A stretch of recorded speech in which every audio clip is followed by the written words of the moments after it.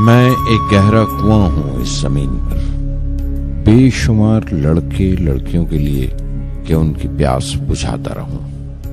उसकी बेपनाह रहमत उसी तरह जर्रे जर्रे पर बरसती है जैसे कुआं सबकी प्यास बुझाता है। इतनी सी कहानी है मेरी, ज़ैनुल आबदीन और आशी अम्मा के बेटे की कहानी। उस लड़के की कहानी जो अखबारें बेचकर अपने भाई की मदद करता था। उस शागिर्द की कहानी जिसकी परवरिश शिव सुब्रमण्य आयर और अय्यादुराई सोलोमन ने की। उस विद्यार्थी की कहानी जिसे पंडले मास्टर ने तालीम दी, MG के मेनन और प्रोफेसर साराभाई ने इंजीनियर की पहचान दी, जो नाकामियों और मुश्किलों में पलकर साइंसदान बना। और उस रहनुमा की कहानी जिसके साथ चलने वाले बेशुमार काबिल और हुनरमंद लोगों की टीम थी।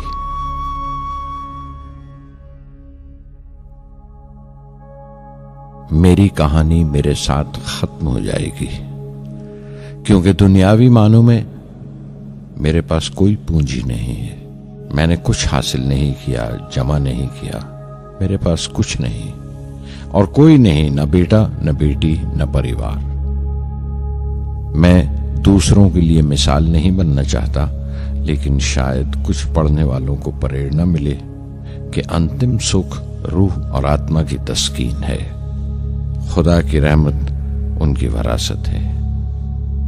मेरे परदादा अबुल, मेरे दादा फकीर और मेरे वालिद ज़ैनुल आबदीन का खानदानी सिलसिला अब्दुल कलाम पर खत्म हो जाएगा, लेकिन खुदा की रहमत कभी खत्म नहीं होगी, क्योंकि वो अमर है, लाफानी है। पूर्णमदः पूर्णमिदं पूर्णात् पूर्णमुदच्यते पूर्णस्य पूर्णमादाय पूर्णमेवावशिष्यते। ॐ पूर्णमदः पूर्णमिदं पूर्णात् पूर्णमुदच्यते पूर्णस्य पूर्णमादाय पूर्णमेवावशिष्यते। पूर्णमदः पूर्णमिदं पूर्णात् पूर्णमुदच्यते पूर्णस्य पूर्णमादाय पूर्णमेवावशिष्यते। पूर्णमदः पूर्णमिदं पूर्णात् पूर्णमुदच्यते पूर्णस्य पूर्णमादाय पूर्णमेवावशिष्यते।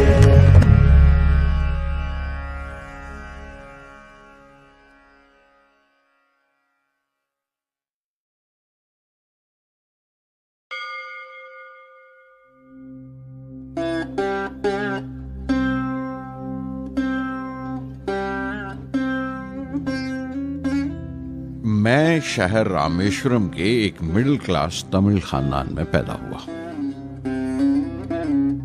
मेरे अब्बा ज़ैनुल आबदीन के पास न तालीम थी न दौलत, लेकिन इन मजबूरियों के बावजूद एक दानाई थी उनके पास और हौसला था। और मेरी मां जैसी मददगार थी आशी अम्मा। उनकी कई औलादों में एक मैं भी था, बुलंद कामत माँ बाप का एक छोटे से कद वाला मामूली शक्ल सूरत का लड़का। अपने पुश्तैनी मकान में रहते थे हम, जो कभी 19वीं सदी में बना था। काफी वसी और पक्का मकान था रामेश्वरम की मस्जिद स्ट्रीट में। मेरे अब्बा हर तरह के ऐशो आराम से दूर रहते थे, मगर जरूरियात की तमाम चीजें मुयस्सर थीं। सच तो यह है कि मेरा बचपन बड़ा महफूज था, मादी तौर पर भी और जज्बाती तौर पर भी, मटेरियली एंड इमोशनली।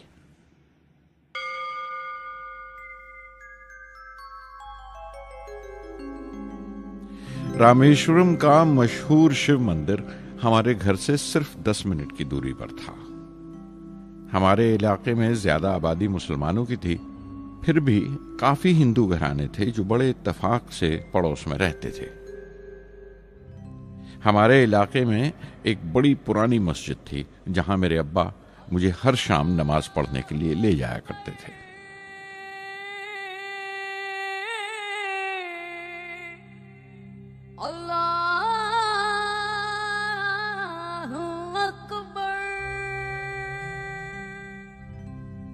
रामेश्वरम मंदिर के बड़े पुरोहित पक्षी लक्ष्मण शास्त्री मेरे अब्बा के पक्के दोस्त थे।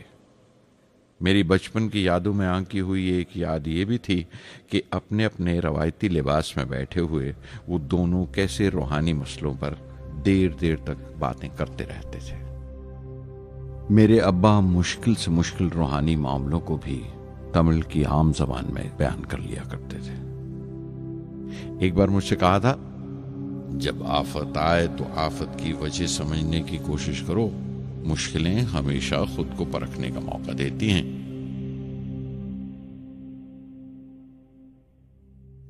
मैंने हमेशा अपनी साइंस और टेक्नोलॉजी में अब्बा के असूलों पर चलने की कोशिश की है। मैं इस बात पर यकीन रखता हूं कि हमसे ऊपर भी एक आला ताकत है, एक महान शक्ति है जो हमें मुसीबत, मायूसी और नाकामियों से निकालकर सच्चाई के मुकाम तक पहुंचाती है।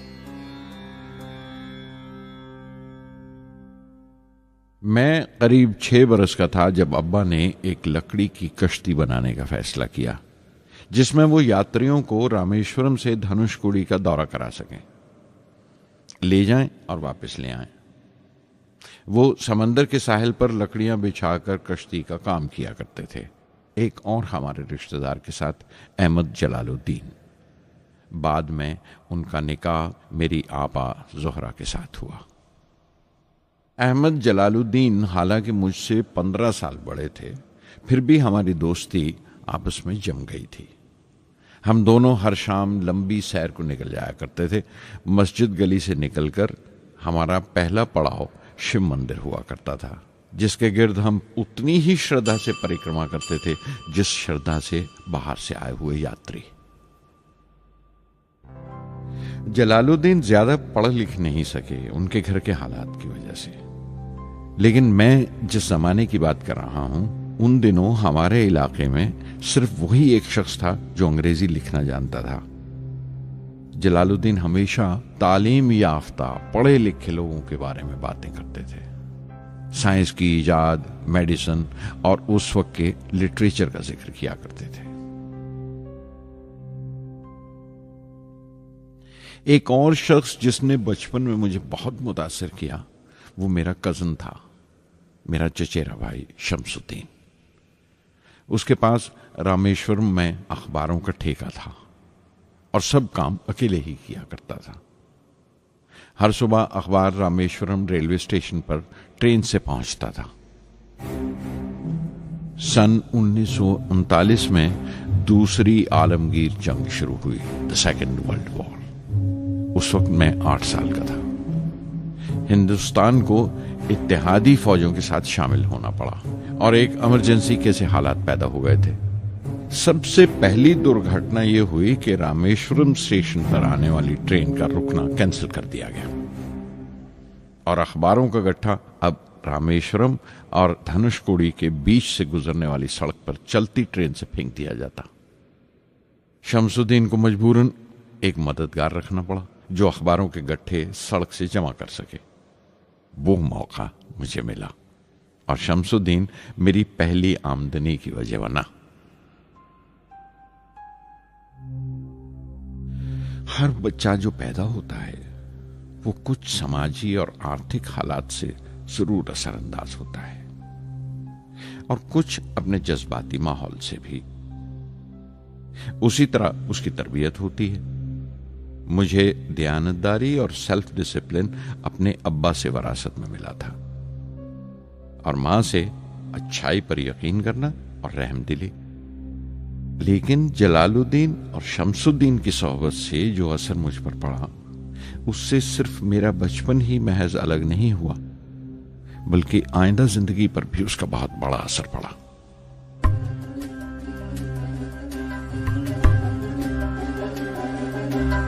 தந்தை மகற்கு ஆற்றும் நன்றி அபயத்து முந்தி இருப்பச்செயல்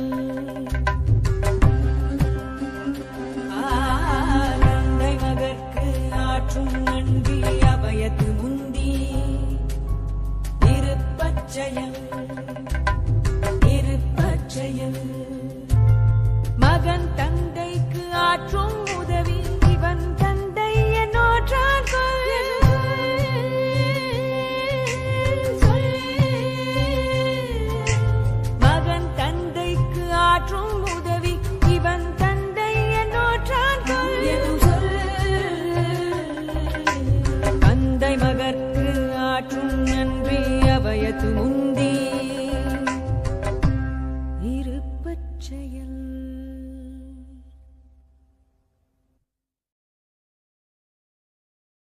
फिर जंग खत्म हो गई और हिंदुस्तान की आज़ादी बिल्कुल यकीनी हो गई। मैंने अब्बा से रामेश्वरम छोड़ने की इजाज़त चाही। मैं डिस्ट्रिक्ट हेडक्वार्टर्स रामनाथपुरम जाकर पढ़ना चाहता था।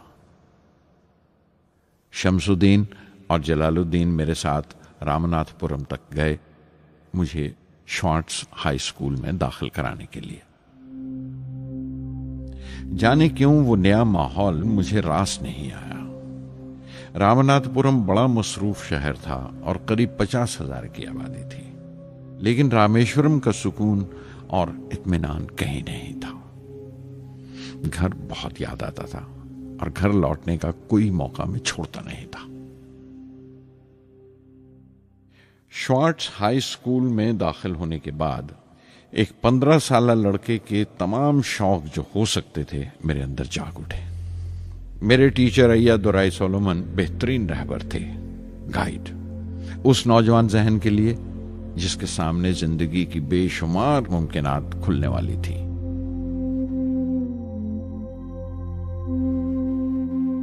रामनाथपुरम के उस अरसा क़याम में उनसे मेरा रिश्ता उस्ताद शागिर्द या गुरु शिष्य से भी आगे निकल गया। अय्या दुराई कहा करते थे, जिंदगी कामयाब होने और नतीजे हासिल करने के लिए 3 ताकतों पर काबू पाना बहुत जरूरी है: ख्वाहिश, यकीन और उम्मीद। अय्या दुराई सोलोमन, जो बाद में रेवरेंड हो गए, कहा करते थे, इससे पहले कि मैं चाहूं कुछ हो जाए, ये जरूरी है कि मेरे अंदर उसकी पूरी शिद्दत से ख्वाहिश हो और यकीन हो कि वो होगा। मैं अपनी जिंदगी से अगर मिसाल दूं तो मुझे बचपन से ही आसमान के इसरार और परिंदों की परवाज हमेशा हैरान करती थी, फैसिनेट करती थी। समंदर में कूंजों और बगलों को ऊंची उड़ाने लगाते देखता था तो उड़ने को जी करता था। मैं एक सादा लोग गांव ही का लड़का तो था, लेकिन मुझे यकीन था कि एक दिन मैं जरूर उन कूंजों की तरह बुलंद उड़ाने लगाऊंगा, बुलंदी पर परवाज करूंगा। और हकीकत यह है कि रामेश्वरम से उड़ने वाला मैं पहला लड़का था।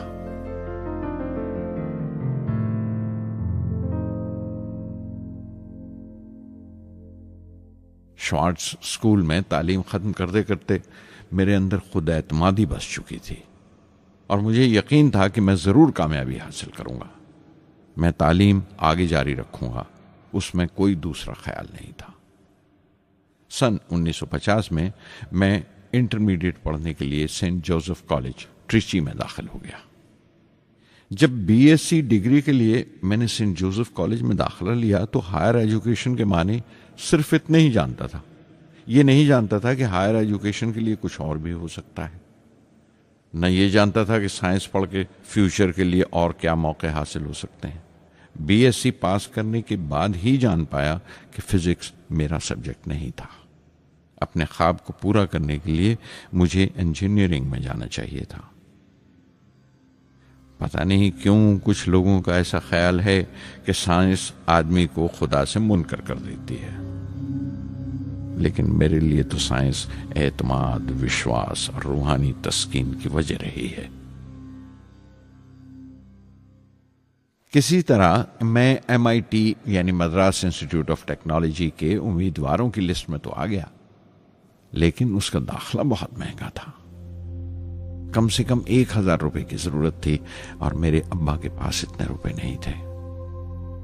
उस वक्त मेरी अक्का, मेरी आपा जोहरा ने अपने सोने के कड़े और चेन बेचकर मेरी फीस का इंतजाम किया। मुझ पर उसकी उम्मीद और यकीन देखकर मैं पसीज गया।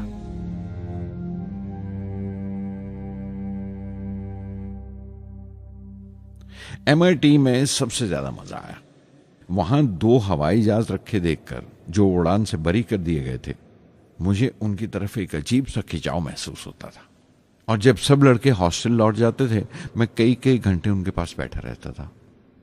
फर्स्ट ईयर मुकम्मल करने के बाद जब मुझे अपने ज्यादा खुसूसी मजमून चुनना थे, यानी अपनी स्पेशल ब्रांच का चुनाव करना था, तो मैंने फॉरेन एरोनॉटिकल इंजीनियरिंग का चुनाव कर लिया। MIT की तालीम के दौरान मुझे 3 टीचर्स ने बहुत मुतासिर किया। Professor Sponder, professor KAV Pandalai, professor Narasingha Rao. Professor Sponder technical aerodynamics सिखाते थे। एरोनॉटिकल इंजीनियरिंग में दाखिले से पहले मैंने उनसे सलाह ली थी। उन्होंने समझाया था कि मुझे मुस्तकबिल का फैसला करने से पहले मुस्तकबिल की मुमकिनात के बारे में नहीं सोचना चाहिए, बल्कि सोचना चाहिए एक अच्छी बुनियाद के लिए और अपने रुझान और इश्तियाक के बारे में कि उसमें कितनी शिद्दत है, मेरे एप्टीट्यूड्स और एस्पिरेशन में कितनी इंटेंसिटी है। मैं खुद भी होने वाले इंजीनियरिंग स्टूडेंट्स से कहना चाहता हूं कि जब वो अपना स्पेशलाइजेशन का चुनाव करें तो ये देखें कि उनमें कितना शौक है, कितना उत्साह है और लगन है उस शोबे में जाने के लिए। प्रोफेसर KAV पंडले ने मुझे एरो स्ट्रक्चर डिजाइन सिखाया और उसका तज्जिया भी, विश्लेषण, एनालिसिस भी। वो बड़े खुशदिल और दोस्त टीचर थे और हर साल कोई ना कोई नया तरीका, नया नजरिया लेकर आते थे कोर्स में। प्रोफेसर नरसिंह राव मैथमेटिशियन थे। वो एरोडायनेमिक्स की थ्योरी सिखाया करते थे। उनकी क्लास में दाखिल होकर मुझे मैथमेटिकल फिजिक्स बाकी तमाम सब्जेक्ट से ज्यादा अच्छा लगने लगा। साध संगी हरि हरि नाम चित्तारा चित्तारा, साध संगी हरि हरि नाम चित्तारा, सहजी अनंतु होवे दिनु राति, अंकुर भलो हमारा, साध संगी साध संगी।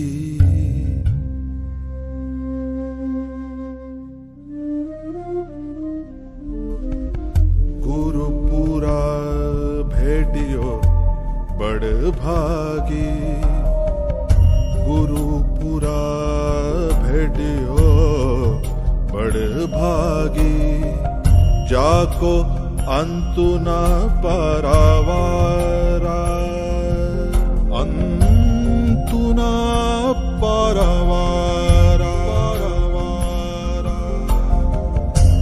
नानक सरनी गही स्वामी की, पुनः पुनः नमस्कार,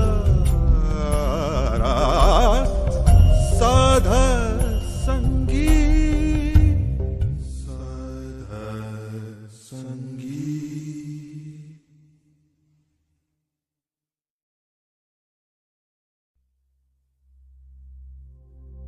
MIT से मैं बेंगलोर के हिंदुस्तान एरोनॉटिक्स लिमिटेड HAL में बतौर ट्रेनी दाखिल हो गया। HAL से जब मैं एरोनॉटिकल इंजीनियरिंग ग्रेजुएट बनकर निकला तो जिंदगी ने 2 मौके मेरे सामने खड़े कर दिए और दोनों मेरी परवाज के देरीना ख्वाब पूरे कर सकते थे। एक मौका था एयरफोर्स का, दूसरा मिनिस्ट्री ऑफ डिफेंस में directorate of technical development and production का। मैंने दोनों में अर्जी भेज दी और बैक वक्त दोनों से इंटरव्यू का बुलावा आ गया। एयरफोर्स के लिए मुझे देहरादून बुलाया गया था और डिफेंस के लिए दिल्ली। मेरे दोनों मुकाम 2000 किलोमीटर के फासले पर थे। ये पहला मौका था मेरा अपने वसी और विराट वतन को देखने का। खिड़की पर बैठा मैं इस देश की सरजमीन को पांव तले से बहता हुआ देख रहा था। हैरान था कि उत्तर की तरफ सफर करते हुए एक ही मुल्क का लैंडस्केप कैसे बदलता चला जाता है। मैं 1 हफ्ता दिल्ली में ठहरा, डिफेंस मिनिस्ट्री का इंटरव्यू दिया। इंटरव्यू अच्छा हुआ था। वहां से मैं देहरादून गया एयरफोर्स सिलेक्शन बोर्ड के इंटरव्यू के लिए।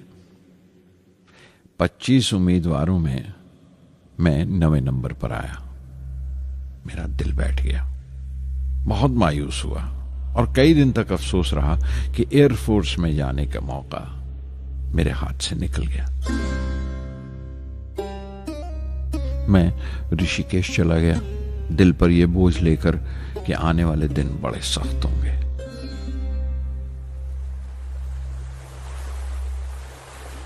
गंगा में स्नान किया और फिर चलता हुआ पास की पहाड़ी पर शिवानंद आश्रम तक पहुंच गया। स्वामी शिवानंद से भेंट हुई। देखने में बिल्कुल गौतम बुद्ध लगते थे, सफेद दूधिया धोती और पांव में लकड़ी की खड़ाऊ। उनकी बच्चों सी मासूम मुस्कान और सादा दिली देखकर बहुत प्रभावित हुआ मैंने बताया उन्हें कैसे मैं इंडियन एयरफोर्स में भर्ती होने से रह गया और मेरी कितनी शदीद ख्वाहिश थी आसमानों में उड़ने की, परवास करने की।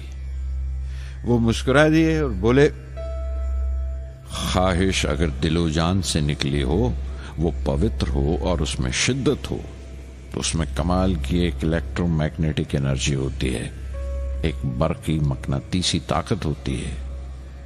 दिमाग जब सोता है तो वो एनर्जी रात की खामोशी में बाहर निकल जाती है और सुबह कायनात ब्रह्मांड से सितारों की गति रफ्तार को अपने साथ समेटकर दिमाग में लौट आती है। इसीलिए जो सोचा है उसकी सृष्टि अवश्य है, वो तख्लीक होगा। तुम विश्वास करो इस अजली बंधन पर, इस वचन पर कि सूरज फिर लौटेगा, बाहर फिर से आएगी। मैं दिल्ली लौट आया, डिफेंस से अपना इंटरव्यू का नतीजा दरियाफ्त किया। जवाब में मुझे अपॉइंटमेंट लेटर थमा दिया गया और अगले दिन से सीनियर साइंटिफिक असिस्टेंट मुकर्रर कर दिया गया 250 रुपए की माहाना तनख्वाह पर। 3 साल गुजर गए। उन्हीं दिनों बेंगलोर में एरोनॉटिकल डेवलपमेंट एस्टेब्लिशमेंट ADE का एक नया महकमा खुला और मुझे वहां पोस्ट कर दिया गया। बेंगलोर कानपुर से बिल्कुल मुख्तलिफ शहर था। मैं अपने डायरेक्टोरेट की पोस्टिंग का पहला साल वहां गुजार चुका था। दरअसल हमारे देश में ये एक अजीब तरीका है, एक अजीब सा ढंग है अपने लोगों को हद दर्जा तक निचोड़ लेने का, जो हमारे लोगों को इंतहा पसंद बना देता है। शायद इसलिए कि सदियों इस देश ने गैर मुल्की तहजीबों के जख्म भी खाए हैं और उन्हें अपने दामन में जगह भी दी है। अलग अलग हुक्मरानों से वफा करते करते हम अपनी हैसियत, अपनी यकताई खो बैठे हैं। बल्कि हमने एक और ही किस्म की खूबी पैदा कर ली है कि एक ही वक्त में रहम दिल भी हैं और बेरहम भी, हसास भी हैं और बेहिस भी। जितने गहरे हैं उतने ही सतही। ऊपर से देखो तो हम बड़े खुश रंग और खूबरू नजर आते हैं, लेकिन कोई गौर से देखे तो अपने हुक्मरानों की एक बेढब नकल से ज्यादा कुछ नहीं है। मैंने कानपुर में कल्ले में दबाए हुए पान वाले नवाब वाजिद अली शाह के नकलची बहुत देखे और बेंगलोर में फिरंगियों के अंदाज में कुत्ते की जंजीर थामे टहलते हुए साहिबों की कमी नहीं थी। बेंगलोर में रहकर मैं रामेश्वरम की सुकून और गहरे शांत वातावरण के लिए तरसता था।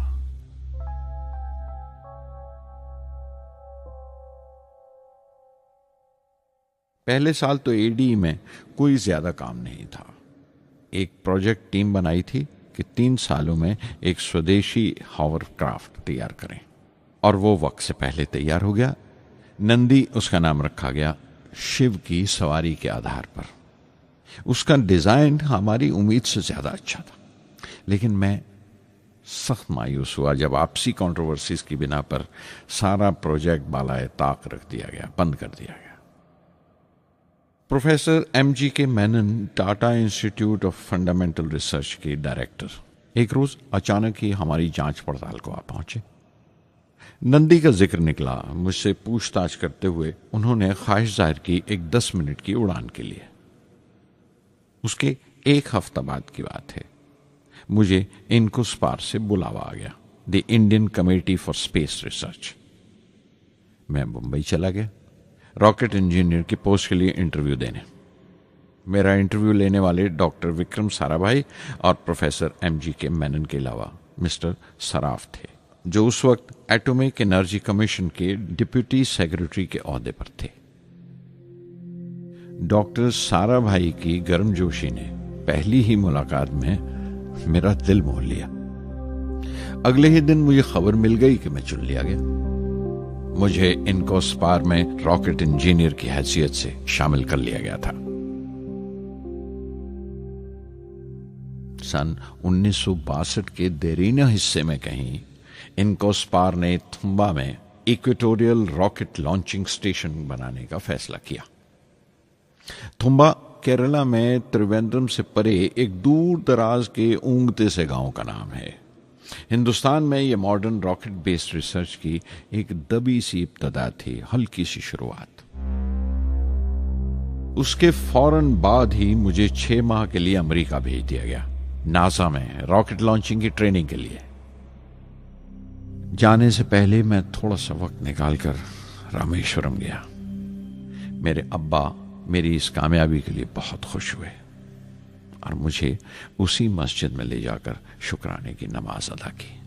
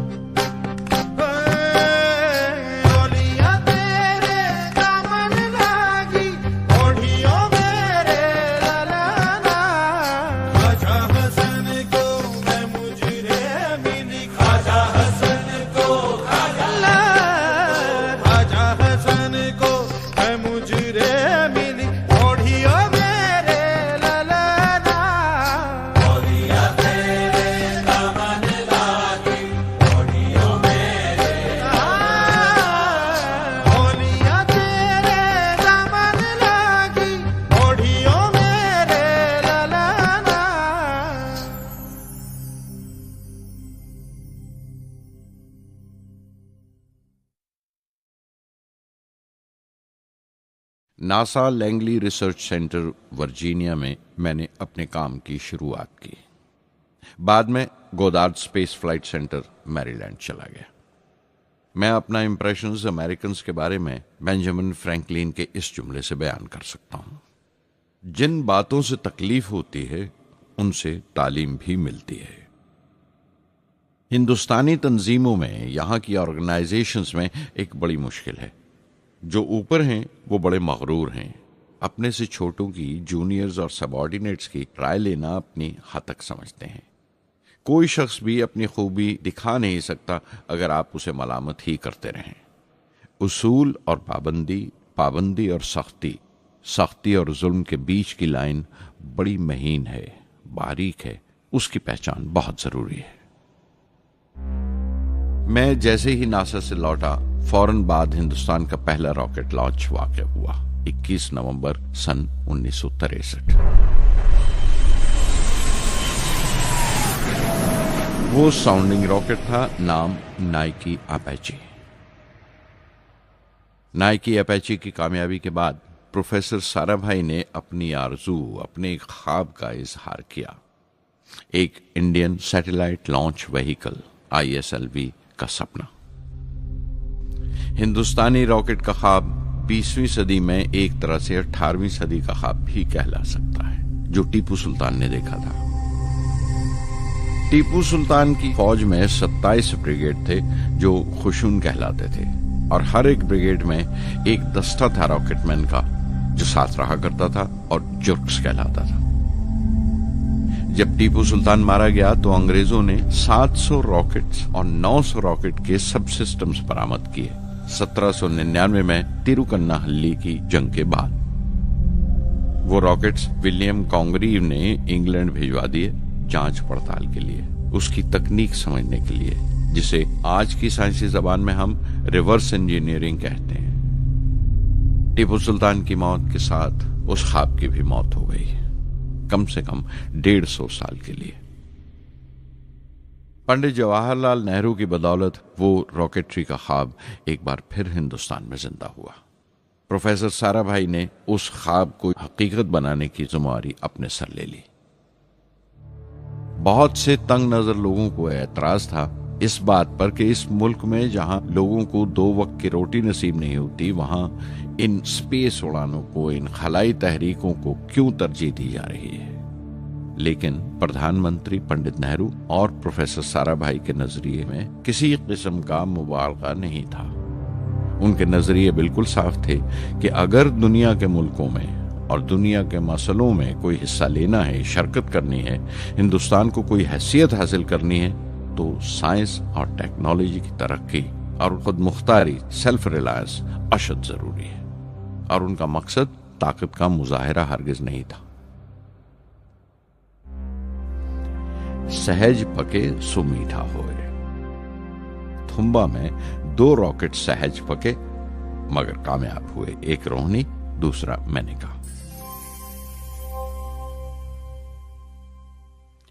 अगला साल लगा ही था जब प्रोफेसर साराभाई ने मुझे दिल्ली बुला भेजा। एक मीटिंग थी और मीटिंग में ग्रुप कैप्टन वीएस नारायणन से मेरा तारुफ कराया गया, जो एयर हेडक्वार्टर्स से थे। प्रोफेसर साराभाई ने रेटो तैयार करने का इरादा जाहिर किया, rocket assisted take off system, एक मिलिट्री एयरक्राफ्ट जो रॉकेट की मदद से उड़ाया जा सके बड़ी छोटी सी जगह में। शाम तक यह खबर भी आम हो गई कि हिंदुस्तान एक खुद साख्ता मिलिट्री एयरक्राफ्ट तैयार कर रहा है और मैं उस प्रोजेक्ट का मुख्तार हूं, जिम्मेदार हूं। मैं कई तरह के जज्बात से भर गया, खुश भी था, शुक्रगुजार भी, खुशकिस्मत भी, और एक एहसास हुआ तकमील का, फुलफिलमेंट का। 19वीं सदी के एक शायर की ये सतरें बहुत याद आई। हर दिन के लिए तैयार रहो, हर दिन को एक तरह ही मिलो। जब ओखली हो बर्दाश्त करो, जब दस्ता हो तो वार करो। रेटो पे काम करते हुए 2 अहम वाकयात हुए। पहला तो यह था कि अपने देश में पहली बार स्पेस रिसर्च का 10 साला प्रोग्राम तैयार हुआ, जिसके ऑथर थे प्रोफेसर साराभाई। मेरे लिए वो एक ऐसा रोमानी मैनिफेस्टो था जैसे स्पेस से इश्क करने वाले किसी शायर की रोमानी नज्म हो, जैसे कोई अपने देश के आसमान से इश्क करने लगा हो। और दूसरा वाकया मिनिस्ट्री ऑफ डिफेंस में मिसाइल पैनल का तैयार होना। नारायणन और मैं, हम दोनों उस पैनल के मेंबर थे। उस वक्त तक भविष्य की आने वाली SLV सैटेलाइट लॉन्च व्हीकल का नाक नक्शा भी तैयार हो चुका था। प्रोफेसर साराभाई अपने देरीना ख्वाब को ताबीर देने के लिए कुछ और साथियों का चुनाव कर चुके थे। मैं खुद को खुशकिस्मत समझता हूं कि मुझे उस प्रोजेक्ट का लीडर चुना गया। उस पर प्रोफेसर साराभाई ने मुझे एक और जिम्मेदारी भी सौंपी कि लॉन्च की 4थी स्टेज मैं ही डिजाइन करूं। यह मामूल था, मेरा आदत थी कि हर मिसाइल पैनल की मीटिंग के बाद मैं जाकर प्रोफेसर साराभाई को पूरी तफसील, पूरी रिपोर्ट देता था। दिल्ली में ऐसी ही एक मीटिंग के बाद 23 दिसंबर 1971 को मैं त्रिवेंद्रम लौट रहा था और उस दिन प्रोफेसर साराभाई थुम्बा में SLV का मुआयना करने गए हुए थे। दिल्ली एयरपोर्ट के लाउंज से मैंने उन्हें फोन किया, पैनल मीटिंग की तफसील बताई। प्रोफेसर साराभाई ने मुझे कहा कि मैं त्रिवेंद्रम एयरपोर्ट पर उनका इंतजार करूं। मैं जब त्रिवेंद्रम पहुंचा तो फिजा में एक मातम बिछा हुआ था। मुझे खबर दी गई कि प्रोफेसर साराभाई नहीं रहे। चंद घंटे पहले दिल का दौरा पड़ने से उनका इंतकाल हो गया। मैं थर्रा के रह गया। चंद घंटे पहले ही तो मैंने उनसे बात की थी। मेरे लिए वो बहुत बड़ा सदमा था। प्रोफेसर साराभाई मेरी नजर में इंडियन साइंस के राष्ट्रपिता हैं, जैसे राष्ट्र के पिता महात्मा गांधी हैं। उन्होंने अपनी टीम से रहनुमा पैदा किए और खुद अपने अमल से उनके लिए मिसाल साबित हुए।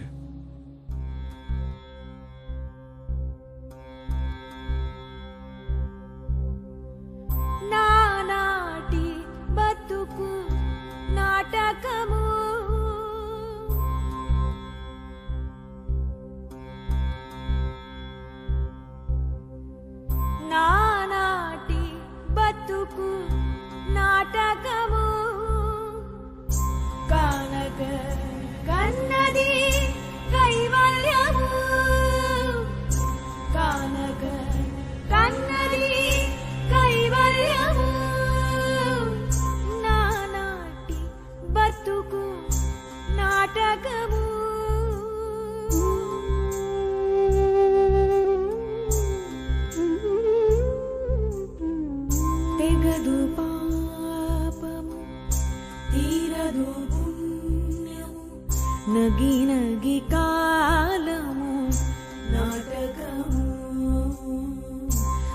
తీరదు పాపము తీరదు పుణ్యము నగి నగి కాలము నాటకము యగువన శ్రీ వెంకటేశ్వరుడేలికే యగువన శ్రీ వెంకటేశ్వరుడేలికే గగనము మీదిది కైవల్యము గగనము మీదిది కైవల్యము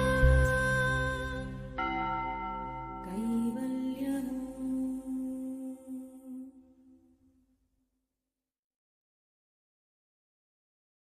कुछ अरसा प्रोफेसर एमजी के मेनन ने स्पेस रिसर्च का काम संभाला। बिलाखिर प्रोफेसर सतीश धवन को Indian space research organisation ISRO की जिम्मेदारी सौंप दी गई। तुम्बा का पूरा कॉम्प्लेक्स एक बड़े पैमाने पर स्पेस सेंटर बना दिया गया और Vikram Sarabhai space centre VSSC का नाम दिया गया। जिसने वो सेंटर कायम किया था उसी के नाम से उस जगह की श्रद्धांजलि पेश की गई। मशहूर मेटलर्जिस्ट डॉक्टर ब्रह्म प्रकाश VSSC के पहले डायरेक्टर मुकर्रर हुए। कोई भी शख्स अपनी जिम्मेवारी में तभी कामयाब हो सकता है अगर वो बारसूख हो, मोतबर हो और अपने फैसलों के लिए उसे सही हद तक आजादी हो। शायद निजी जिंदगी में भी तसल्ली का यही एक रास्ता है। आजादी और जिम्मेवारी एक साथ हो, तभी वो तस्कीन और खुशी का बायस हो सकती है। और जाती आजादी हासिल करने के लिए मैं 2 रास्ते तजवीज कर सकता था जो मैंने इख्तियार किए।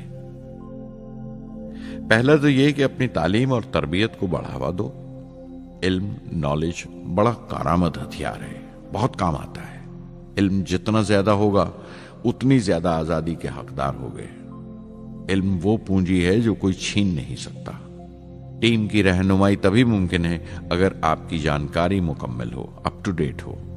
कामयाब रहनुमा बनने के लिए जरूरी है कि दिन का काम जब खत्म हो आप पिछले काम का जायजा लें, अगले दिन के काम की तैयारी करें। दूसरा तरीका यह है कि अपने काम को अपना फख्र समझें, गर्व समझें और जरूरी है कि अपने अंदर की शक्ति की सही जानकारी हो। जो करो उस पर यकीन रखो या जिस पर यकीन हो वही करो, वरना दूसरों के ईमान का शिकार बनते रहोगे।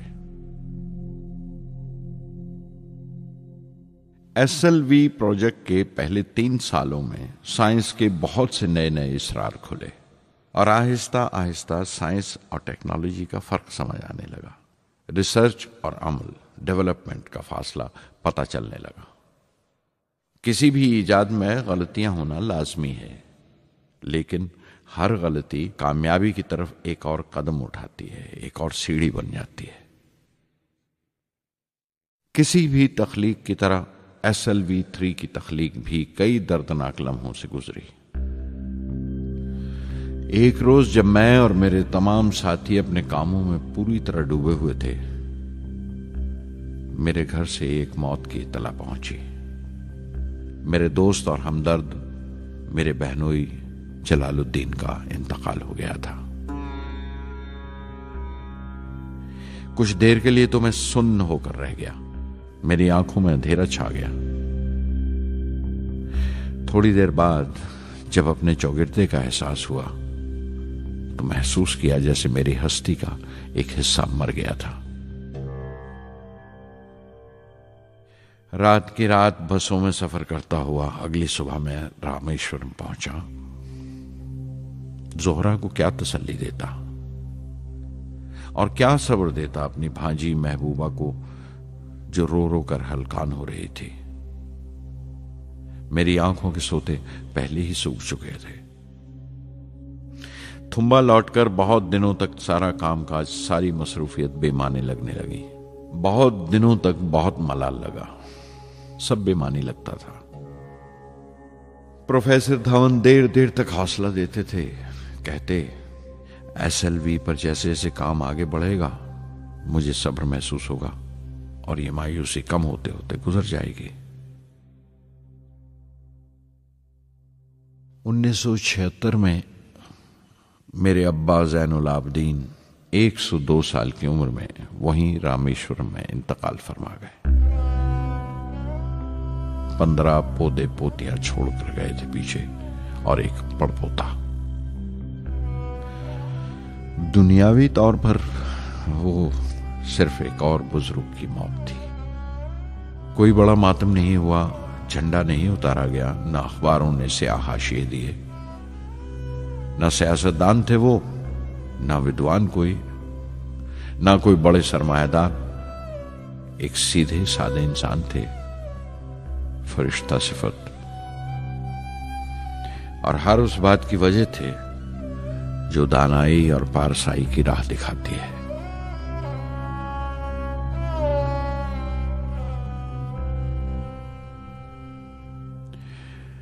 मैं बहुत देर तक अपनी मां के पास बैठा रहा, चुपचाप, और जब उठा थुम्बा लौटने के लिए तो उसने रुंधे गले से दुआएं दी मुझे।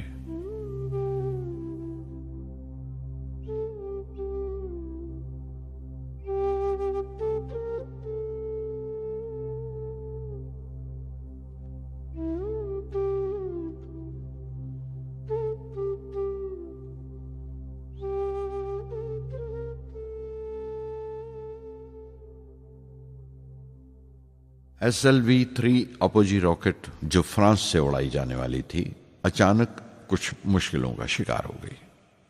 मुझे फौरन फ्रांस जाना पड़ा।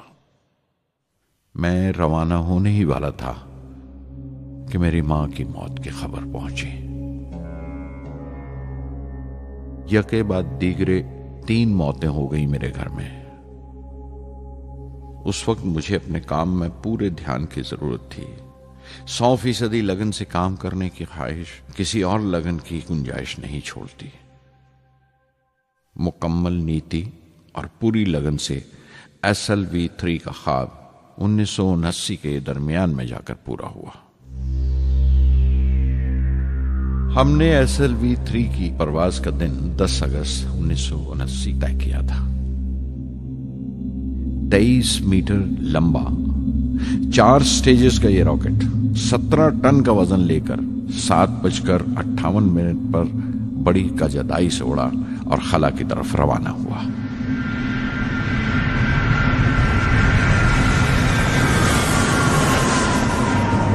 पहली स्टेज हर तरह से पुख्ता निकली और बड़े आराम से रॉकेट दूसरी स्टेज में दाखिल हो गया। हम सब दम खुद रह गए, सांस रोके बैठे थे। हमारे बरसों का ख्वाब आसमान की तरफ सफर कर रहा था। अचानक हमारे ख्वाब में दरार आई, हमारा सुकून टूटा, हमारी खामोशी टूटी। दूसरी स्टेज काबू से बाहर होने लगी थी। 317 सेकंड के बाद परवाज टूट गई।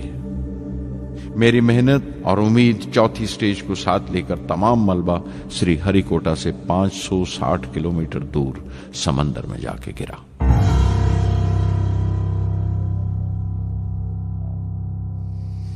इस हादसे से हम सबको सख्त सदमा पहुंचा। मैं गम और गुस्से से भर गया, नुचड़ गया, बिल्कुल जिस्मानी तौर पर भी और जहनी तौर पर भी। मैं सीधा अपने कमरे में गया और बिस्तर में धंस गया। मैंने अपने कंधे पर एक दिलासे का हाथ महसूस किया तो आंख खोली। दोपहर ढल चुकी थी, शाम करीब थी। डॉक्टर ब्रह्म प्रकाश मेरे सराहने बैठे थे। उनकी इस हमदर्दी ने छू लिया मुझे। मैं उदास था, मायूस था, लेकिन अकेला नहीं।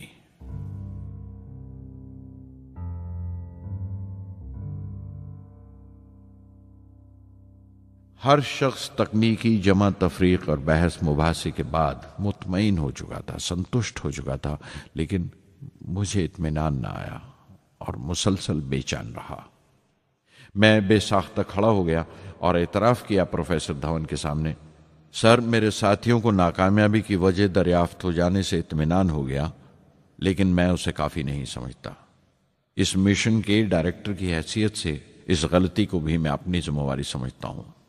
SLV-3 की नाकामयाबी की जिम्मेवारी मेरी है।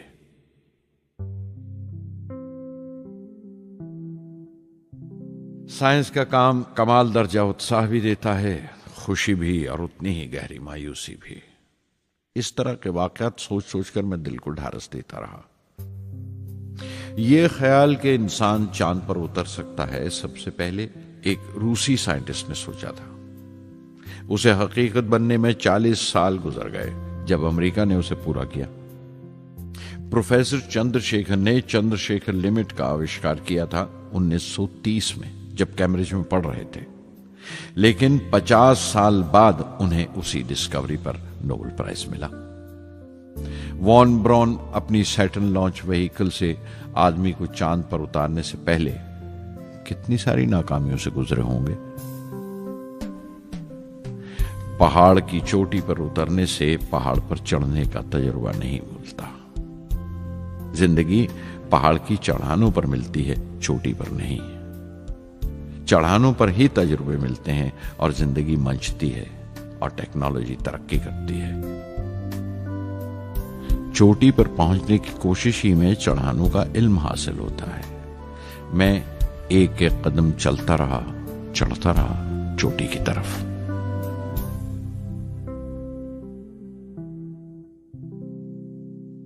SLV-3 की उड़ान से 30 घंटा पहले 17 जुलाई 1980 के दिन अखबारों की सुर्खियां तरह तरह की राय और अंदाजों से भरी हुई थीं।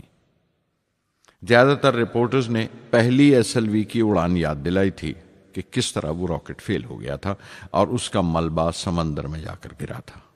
कुछ लोगों ने तो देश की दूसरी खामियों का जिक्र करते हुए भी उसे SLV-3 से जोड़ दिया था। मैं जानता था कि अगले दिन का नतीजा हमारे फ्यूचर के स्पेस प्रोग्राम का फैसला करने वाला है। मुख्तसर ये कि सारी कौम की नजरें हम पर गड़ी हुई थीं। 18 जुलाई 1980 सुबह 8:03 पर हिंदुस्तान का पहला सैटेलाइट लॉन्च व्हीकल उड़ा।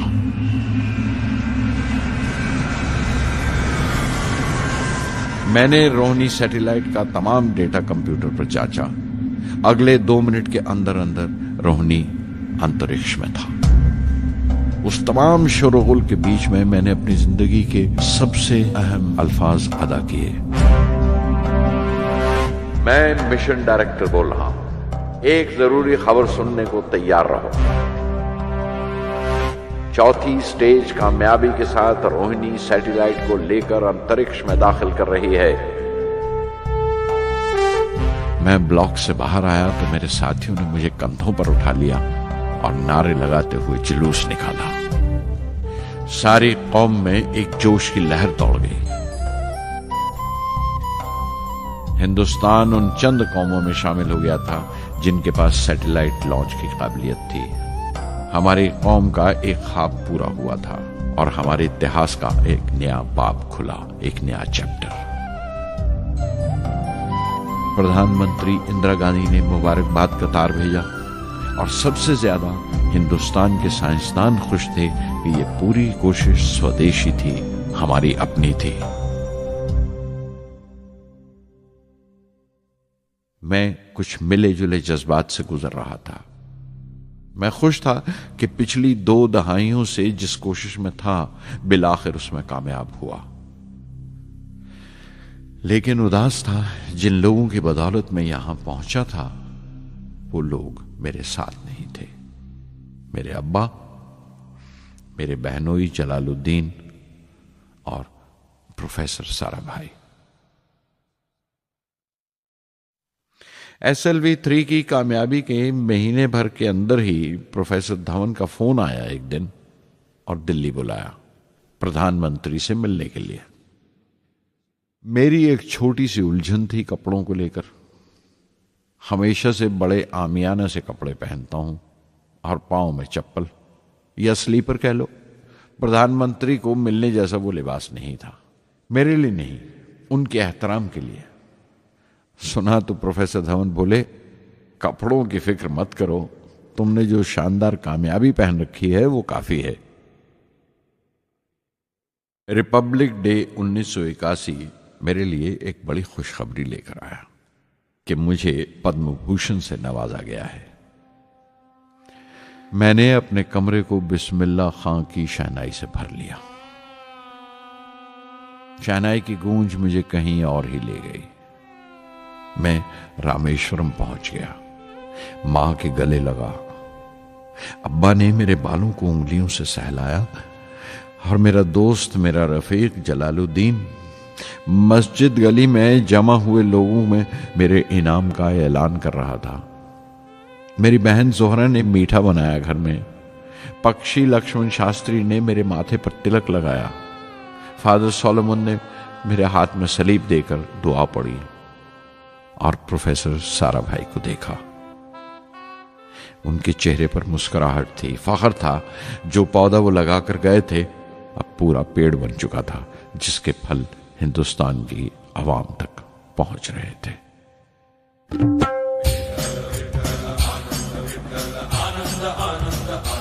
ओ आनंदाचे डोही आनंद तरंग, आनंदाचे डोही आनंद तरंग, आनंदाची अंग, आनंदाचे आनंदाची अंग, आनंदाचे आनंदाचे डोही आनंद तरंग, आनंदाचे डोही आनंद तरंग।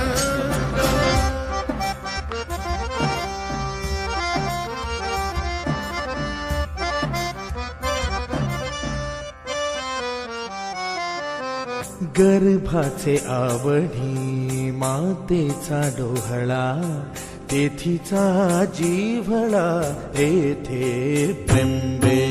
गर्भाचे आवडी मातेचा डोहळा, तेथीचा जीवळा तेथे प्रेंबे।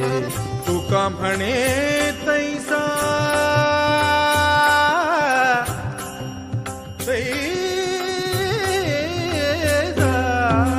तुका म्हणे तैसा ओतलाचे ठसा, अनुभव सरीसा मुखाला। आनंदाचे डोही आनंद तरंग, आनंदाची अंग, आनंदाचे आनंदाचे डोही आनंद तरंग।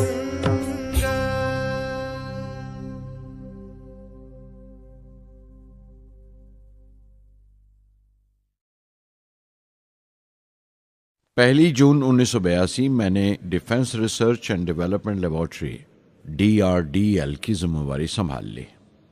उस वक्त के defence minister Shri R Venkataraman ने जब मशवरा दिया कि बजाय दर्जा बदर्जा मिसाइल तैयार करने के हमें मुकम्मल अपनी मिसाइल तैयार करने का प्रोग्राम बनाना चाहिए, तो हमें अपने कानों पर यकीन नहीं आया और देखते देखते ही वो प्रोजेक्ट एक मुकम्मल मिसाइल का प्रोग्राम बन गया, जिसके नतीजे आइंदा बहुत दूर तक पहुंचे।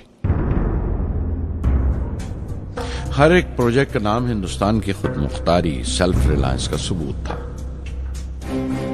सरफेस टू सरफेस मिसाइल का नाम पृथ्वी रखा गया, टैक्टिकल कोर व्हीकल को त्रिशूल का नाम दिया गया, surface to air defence system Akash कहलाया, एंटी टैंक मिसाइल प्रोजेक्ट को नाग के नाम से पुकारा गया और मेरे देरीना ख्वाब रेक्स को यानी re entry experiment launch vehicle को मैंने अग्नि का नाम दिया। मिसाइल टेक्नोलॉजी का हुनर दुनिया की कुछ चुनी हुई कौमों के पास ही था। वो बड़े ताज्जुब से हमारी तरफ देख रहे थे कि हम क्या करने जा रहे हैं और कैसे करेंगे। हम एक मीटिंग में बैठे हुए अपने मकसद को पूरा करने के लिए 1984 की निशानदेही कर रहे थे जब डॉक्टर ब्रह्म प्रकाश की मौत की खबर आई। मेरे लिए वो एक और सदमा था। पहली SLV की नाकामी के वक्त जिस तरह उन्होंने ढारस दी थी मुझे, वो याद करके मैं और ज्यादा गमगीन हो गया।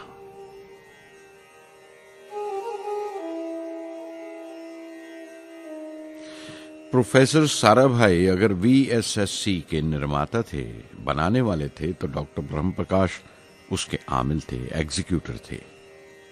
उनकी विनम्रता ने मुझे बड़ी हद तक नरम कर दिया। और मैंने अपनी तुंद मिजाजी पर काफी काबू कर लिया। उनकी हलीमी सिर्फ अपनी खूबियों तक ही महदूद नहीं थी, बल्कि अपने से छोटों को इज्जत देना भी उनकी आदत में शामिल था। उनके बर्ताव और सलूक में ये बात नजर आ जाती थी कि कोई शख्स भी खामियों से खाली नहीं है। यहां तक कि अफसर भी, लीडर भी, रहनुमा भी। वो बहुत बड़े दानिश्वर थे। एक कमजोर से शरीर के अंदर उनमें बच्चों की सी मासूमियत थी। मुझे वो हमेशा साइंसदानों में संत नजर आते थे।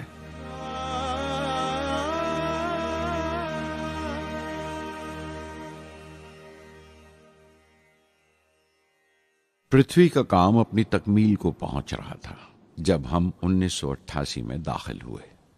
25 फरवरी 1988 सुबह 11:23 पर पृथ्वी की पहली परवाज वाक़ हुई। हमारे मुल्क में वो एक ऐतिहासिक मौका था।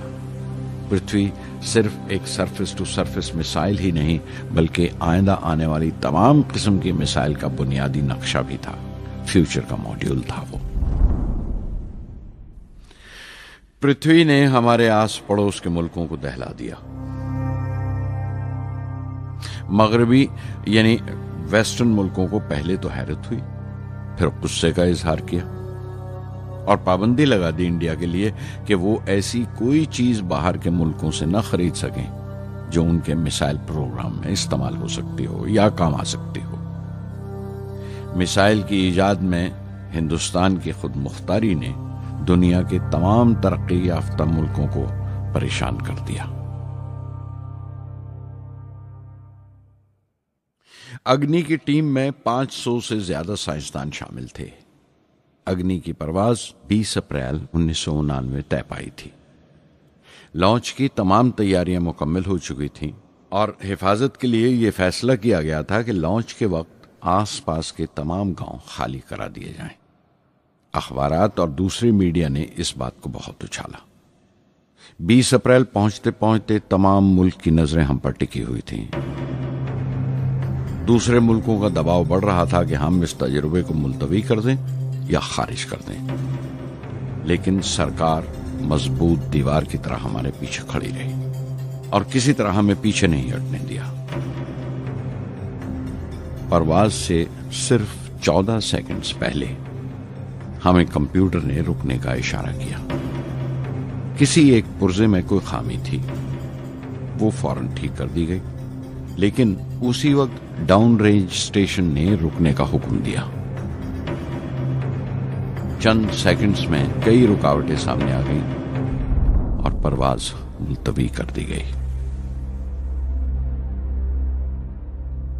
अखबारात ने आस्तीनें चढ़ा लीं। हर बयान ने अपनी अपनी तरह की वजूहात निकाल ली। कार्टूनिस्ट सुधीर दार ने एक कार्टून शाया किया जिसमें एक खरीदार कुछ सामान दुकानदार को वापस करते हुए कह रहा था, अग्नि की तरह वो भी नहीं चली। एक कार्टून में दिखाया गया कि साइंसदान कह रहा है, सब ठीक था, स्विच बटन नहीं चला। हिंदुस्तान टाइम्स के कार्टून में एक नेता रिपोर्टर को समझा रहा है, डरने की कोई बात नहीं, ये बड़ी अमन पसंद अहिंसावाद की मिसाइल है, इससे कोई मरेगा नहीं। करीब 10 रोज दिन रात काम चला मिसाइल की दुरुस्ती पर और आखिरकार साइंसदानों ने एक नई तारीख तय की अग्नि की परवाज के लिए। मगर फिर वही हुआ। 10 सेकंड पहले कंप्यूटर ने रुकावट का इशारा किया। पता चला एक पुर्जा काम नहीं कर रहा है। परवाज फिर मुलतवी कर दी गई। ऐसी बात किसी भी साइंसी तजुर्बे में हो जाना आम बात है।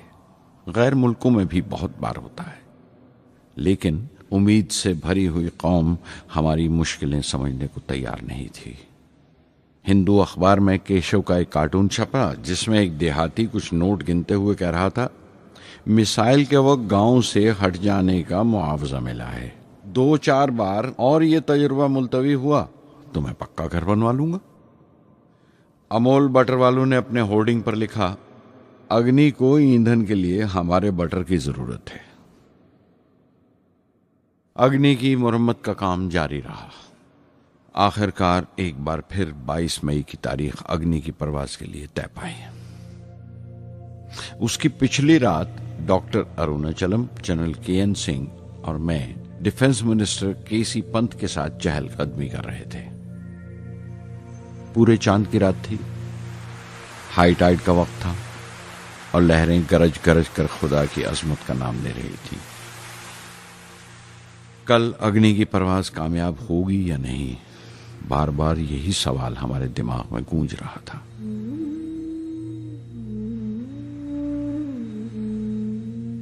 डिफेंस मिनिस्टर ने एक लंबी खामोशी को तोड़ते हुए पूछा, कलाम, कल अग्नि की कामयाबी मनाने के लिए क्या चाहते हो तुम?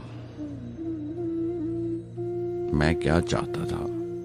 क्या था जो नहीं था मेरे पास? अपनी खुशी के इजहार के लिए मुझे क्या करना चाहिए? और अचानक मुझे जवाब मिल गया, हम 1 लाख पेड़ों की कोंपलें लगाएंगे, मैंने कहा और उनके चेहरे पर रौनक आ गई। तुम अपनी अग्नि के लिए धरती मां का आशीर्वाद चाहते हो, बोले। कल यही होगा, उन्होंने पेशंगोई की।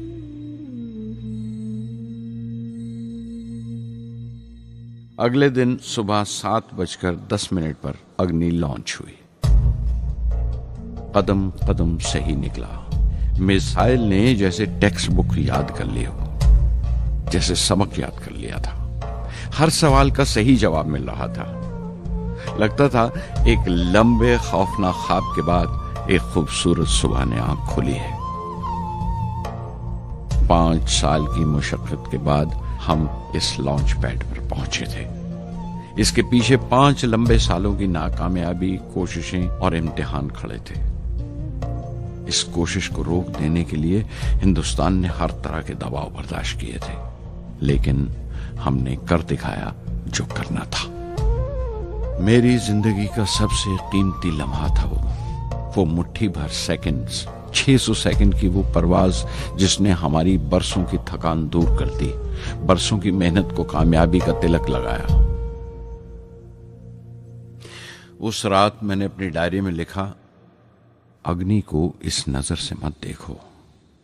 ये सिर्फ ऊपर उठने का साधन नहीं है, न शक्ति की नुमाइश है। अग्नि एक लौ है जो हर हिंदुस्तानी के दिल में जल रही है। इसे मिसाइल मत समझो, ये कौम के माथे पर चमकता हुआ आग का सुनहरी तिलक है। स्वधर्मम् अपि चावेक्ष्य न विकम्पितुम् अर्हसि, धर्म्याद् युद्धश्रेयोऽन्य क्षत्रियस्य न विद्यते। स्वधर्मम् अपि चावेक्ष्य न विकम्पितुम् अर्हसि, धर्म्याद् युद्धश्रेयोऽन्य क्षत्रियस्य न विद्यते। अदच्चेत्त्वम् इमं धर्म्यं संग्रामं न करिष्यसि, तदा स्वधर्मं कीर्तिं च हित्वा पापम् अवाप्स्यसि, हित्वा पापम् अवाप्स्यसि।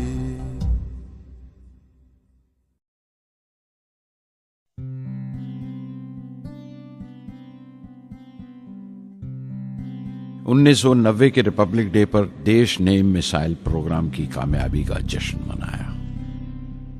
मुझे पद्म विभूषण से नवाजा गया और डॉक्टर अरुणाचलम को भी।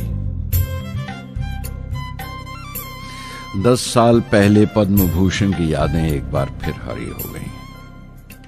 रहन सहन मेरा अब भी वैसा ही था जैसा तब था। 10 बाय 12 का एक कमरा किताबों से भरा हुआ और कुछ जरूरत का फर्नीचर जो किराए पर लिया था। फर्क इतना ही था कि तब यह कमरा त्रिवेंद्रम में था, अब हैदराबाद में। वेटर मेरा नाश्ता लेकर आया, इडली और छाछ, और आंखों में एक खामोश मुस्कुराहट, मुबारकबाद की। मैं अपने हमवतनों की इस नवाजिश से छलक गया।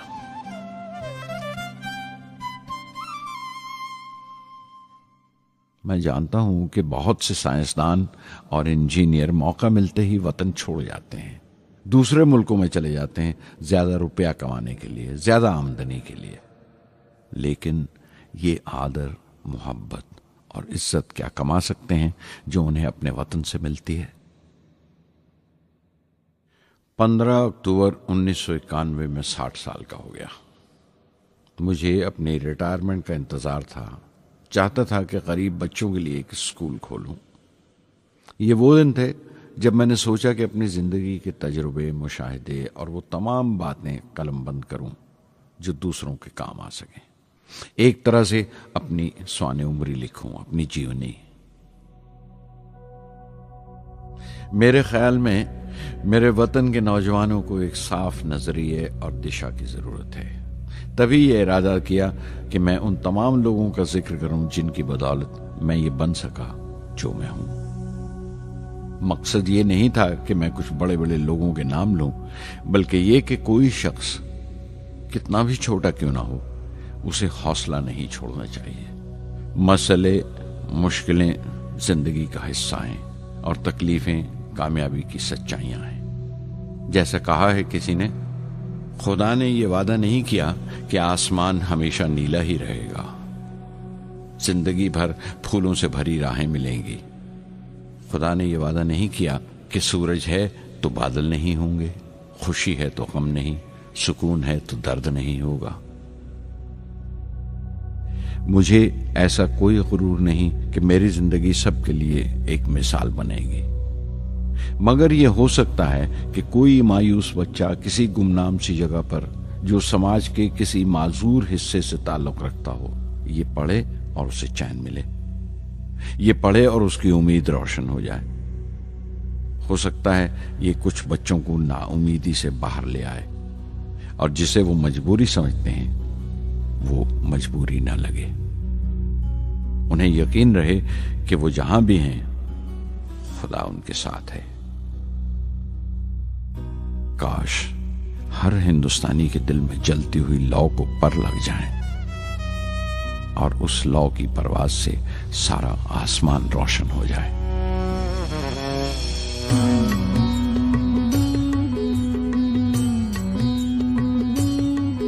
ये ज़मीं मेरी, मेरा आसमां, बड़ा खूबसूरत है जहां।